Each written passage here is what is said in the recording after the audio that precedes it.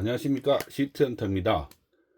보통 물생활을 하다 보면 이 리셋을 하는데요, 오늘은 제가 하는 초간단 리셋 하는 방법을 공유하도록 하겠습니다. 이렇게 운영되는 어항이 있으면요, 일단 이런 생물은 뺍니다. 물론 생물, 물고기나 식물이 되겠죠. 요거는 빼고, 여과제가 있는 상태에서, 물론 바닥재가 있다면 바닥재가 있는 상태에서 저는 락스를 부어 버립니다. 락스를 얼만큼 붓냐? 그냥 많이 붓습니다.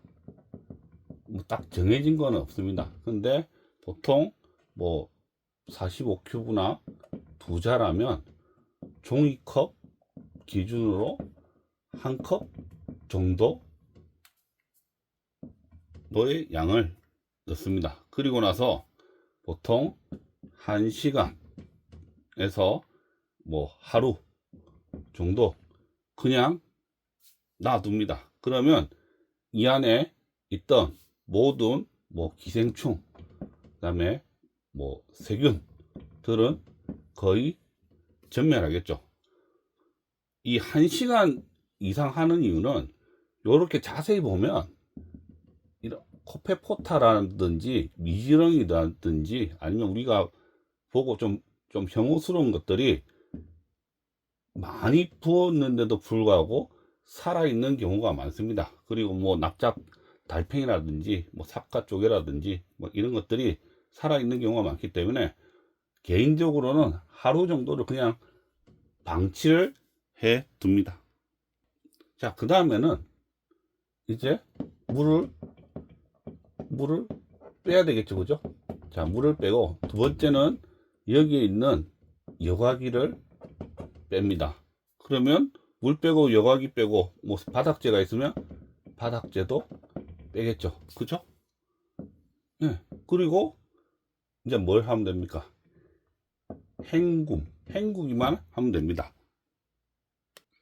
그런데 어항을 헹굴 때는 좀 조심해야 되는 게 뭐냐면 여자분이든 남자분이든 상관없이 30배럭 이상이다 이러면 웬만하면 절대 화장실로 이동하지 마시고 그냥 있는 상태에서 물로 대충 이렇게 한번 뿌려 주시고 그리고 닦아주면 됩니다. 사실 락스는 수용성이기 때문에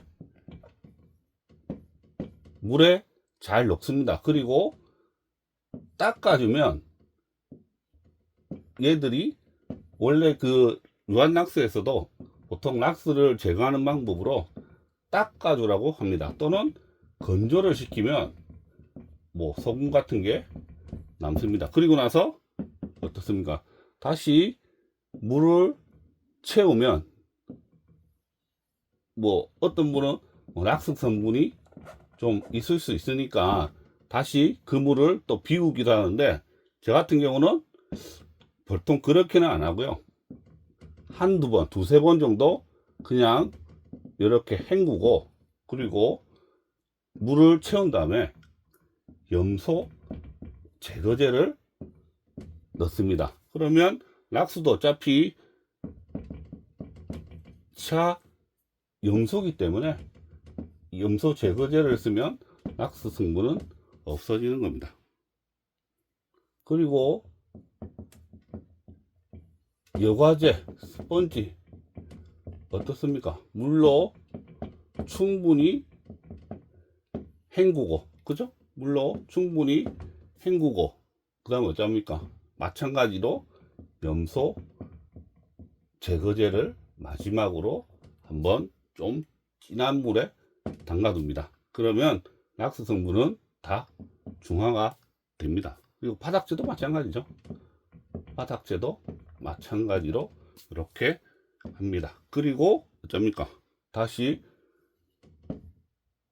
물 채우고 여과기 설치하고 지라균 넣고 물잡이를 합니다.